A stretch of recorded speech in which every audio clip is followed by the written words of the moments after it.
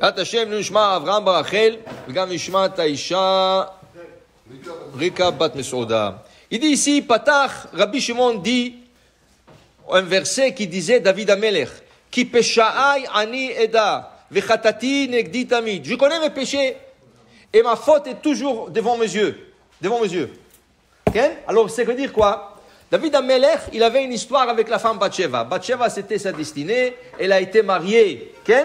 À un autre homme. Le Zohar, il pose plus tard une question. Si c'était sa destinée, pourquoi Hachem l'a donné à Uriah Hittite? Si c'était la destinée de David, la femme, pourquoi il l'a donné à une autre? Dit le Zohar, dit Rabbi Shimon Bar Yochai, viens voir. Notre terre, c'est la terre d'Israël. Pourquoi Hachem l'a donné aux Knaanites? La terre d'Israël, à qui appartient? Kilecha ul zaracha eten et kol ha'aratzot ha'el. A une promesse à Abraham que Dieu lui donnera la terre d'Israël. Pourquoi il a donné aux Knaani, Chiti, Amori, Chivi, Vaïvoussi? Pourquoi il leur a donné? Il dit Rabbi Shimon Bar Yochai, deux fois, avant que quelque chose te revient, il faut qu'il passe par quelqu'un d'autre. Il passe par quelqu'un d'autre, ensuite il te revient. Okay? Bathsheba, elle aurait dû passer d'abord par Uriah et ensuite revenir à David.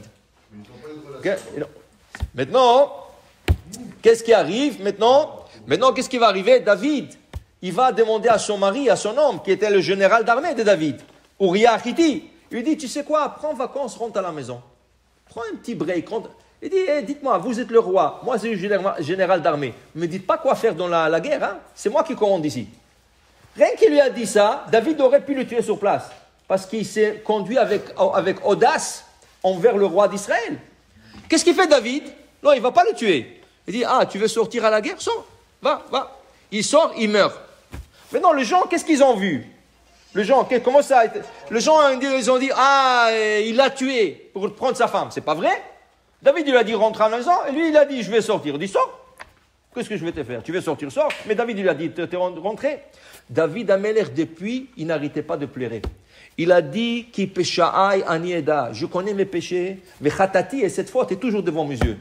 Parce que ça avait l'air d'une faute. Et David Amelech, il a regretté, au point que David Amelech ne mangeait que de ce jour-là du pain moisi et un verre de larmes.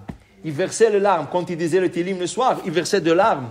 Il mangeait. Alors un jour, il y avait un très bon ami à David, Barzilai Agiladi. C'est un homme qui a sauvé David quand il a été poursuivi par le roi Saoul. Et quand il est devenu roi, il est venu visiter David. David il était tellement content de le voir, il a fait un festin royal incroyable. Qu'est-ce qu'il ne lui a pas fait pour lui?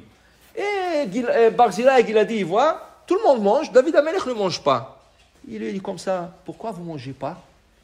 Il dit, non, je n'ai pas faim. Il dit, ça veut dire que vous avez quelque chose de mieux que ça. Il dit, mieux que ça? Regardez ce que je vous ai préparé. Il dit, non, moi je vais manger avec toi. Il dit, tu es sûr? Il dit, oui, ok, attends la fin du repas. Ils ont fini le repas, il lui a emmené avec lui dans une chambre, une petite chambre noire. Il y avait une petite table, une chaise, il y avait du pain, et tu voyais la moisissure sur le pain déjà. Il y avait un verre d'eau.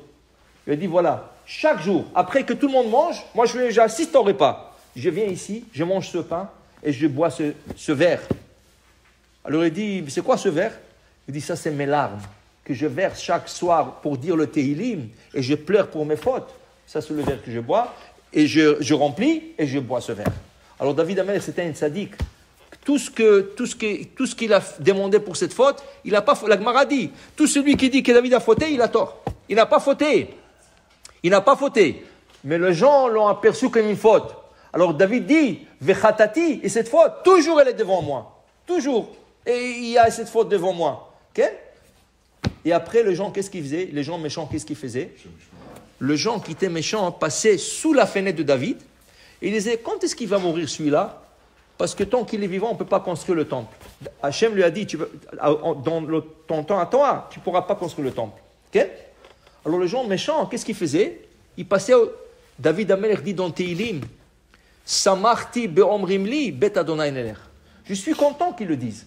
Parce que moi aussi, je veux qu'Akadosh Baruch Hu construise le temple. Et s'il ne veut pas que je le construise, je ne le construirai pas. Mais je suis content qu'il me dise. Regardez la piété de David. Les gens étaient méchants avec lui. Lui, tout ce qu'il a fait pour Israël, il a fait des guerres d'Israël, il a tout fait pour Am Israël. Et les gens étaient comme ça méchants avec lui. Mais lui, c'était un hassid. C'est pour ça qu'il dit dans le Télim, Shomreni Hashem ranafshi ki hasidani. Hashem, rien que protéger mon âme. Car je suis un homme pieux. Je ne cherche pas le mal de personne. J'ai enlevé le tzara de moi et je cherche à faire du bien. Alors pour dire, dit le Rabbi Shimon Bar Yochai, une personne toujours doit voir ses fautes devant lui et pas essayer de les passer. Au contraire, essayer de les effacer. Plutôt. Bon, Adonai, Amen ve Amen.